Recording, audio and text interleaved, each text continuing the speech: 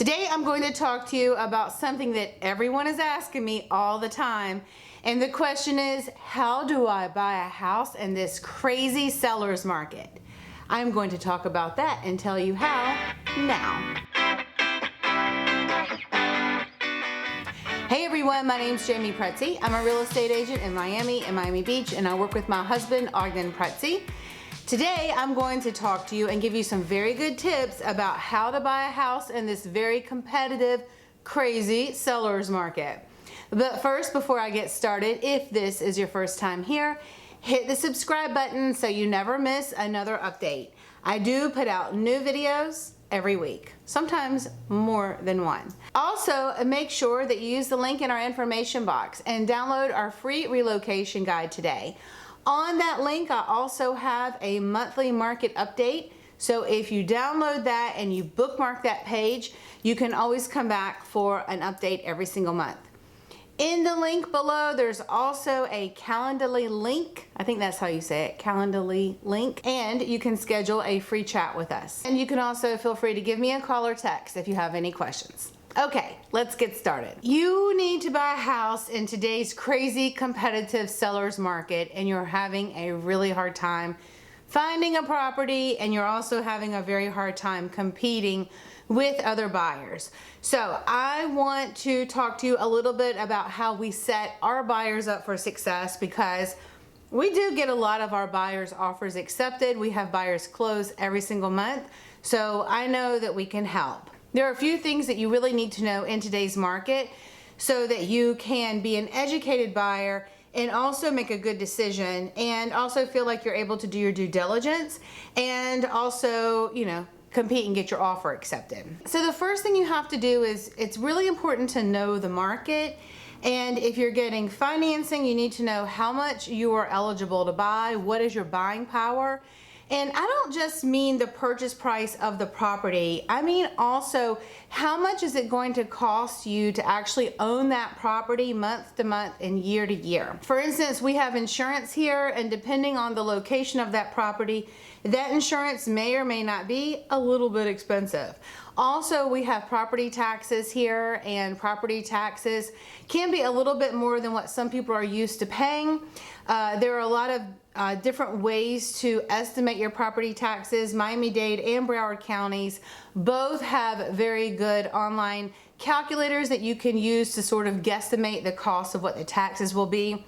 Do not use the current owner's property tax rate as an estimate of what your taxes will be, because they will definitely reset based on your new purchase price and some other factors, and also today's market and some other factors. So there's a lot to know about that. But my main point about this is to really know what your buying power is, whether you're paying cash or you're getting financing, and create a buying scenario around that buying power. So let's say, for instance, your budget is around $1 million and you are looking at properties around 1.1, 1.2, 1.3.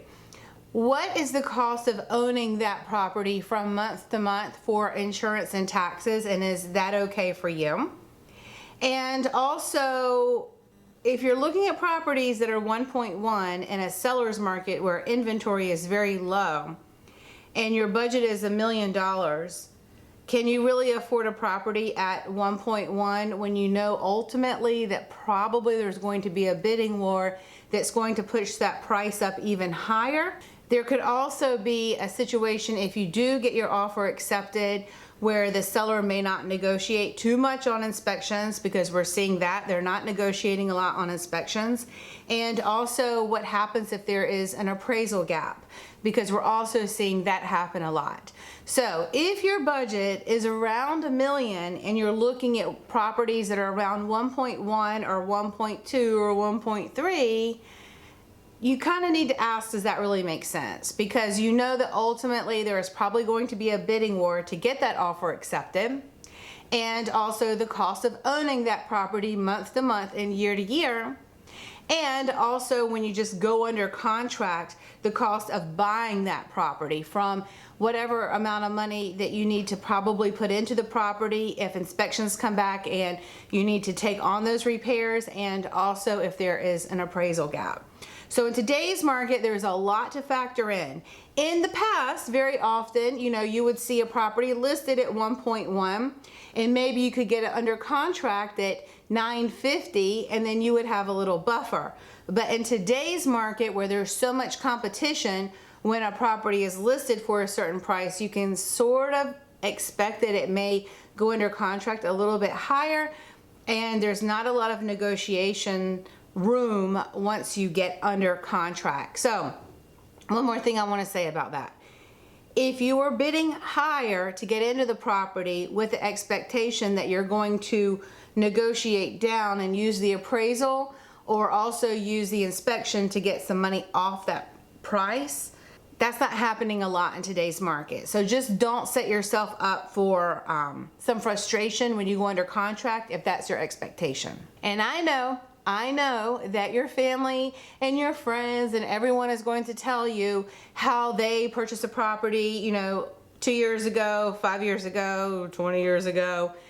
It's very different right now. There's a lot going on in today's market. We have never seen anything quite like what's going on right now. And relying on people's advice from what happened, 20 years ago may not always be such a good idea if you want to be successful in today's market. Sorry. Okay, let's move on. Next, finding the perfect house. So when inventory is very low and there are more buyers than there are properties available, you may have to compromise a little bit in terms of looking for that perfect house.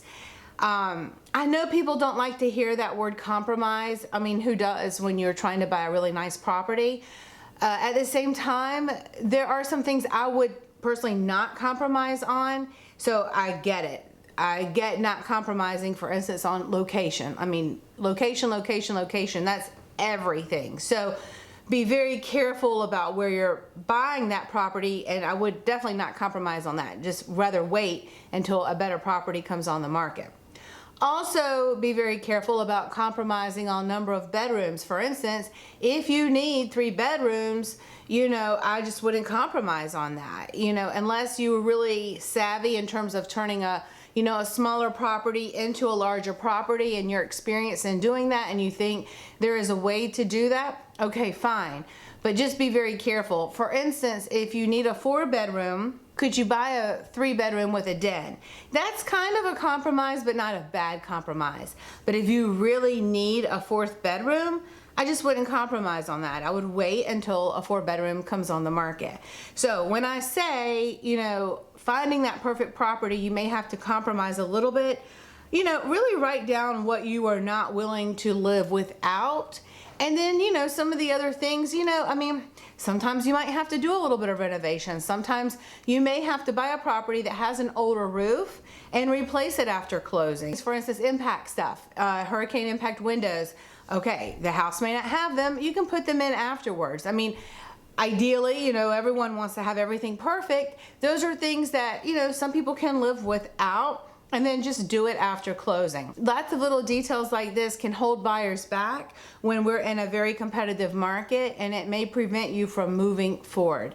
So just be very careful on what you compromise on, but ultimately, no, you may have to compromise a little bit in today's market just because there's just not a lot of inventory. And last but not least, sometimes I have clients who are constantly agonizing over what the sellers paid for the property in the past. And they're like, I am not paying that because they only paid this. Look, a house is worth what a buyer is willing to pay for it and what a seller is willing to sell it for.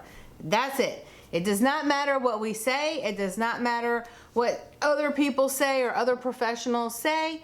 Ultimately, that's what it is. So if you are constantly going back and agonizing over what a seller paid for the property or looking at some of those other details, it can be very hard to buy in today's market. Look, the reality is when you're buying in a seller's market, you are buying when inventory is very low, and that pushes the prices up. And there's just no way to get around that, because if you are not willing to pay that price, there's another buyer right behind you who will. And I just always tell buyers when they cannot wrap their head around the market today, don't buy, wait. If you just can't do it, there's no reason to feel stressed out about buying right now. And we never know what the market will do. We could be at the top of the market right now and you could be paying top dollar, or maybe we have another year or so run at this crazy market. So, you know, we don't know. We do not know. We don't have a crystal ball in real estate. Who knew that we would have a pandemic that would set off this insane market that we have right now? It is very incredible. It is very unlike anything we've ever seen in the past. I can tell you though that there's a lot going on in our city and there's not enough inventory for the people who are moving here. So, you know, the rents are getting very high, and when rents get really high and interest rates are very low, people want to buy property. So, you know, there's that. Anyways, there's a lot to know about today's market, but I will tell you, if you are a serious buyer and you are ready to purchase property in our area, we can always help you. We love working with buyers, and we have a lot of buyers who are very successful every single month. If you have more questions about buying real estate in Miami-Dade or Broward counties, know that we are always here to be a resource for you, and we will see you soon.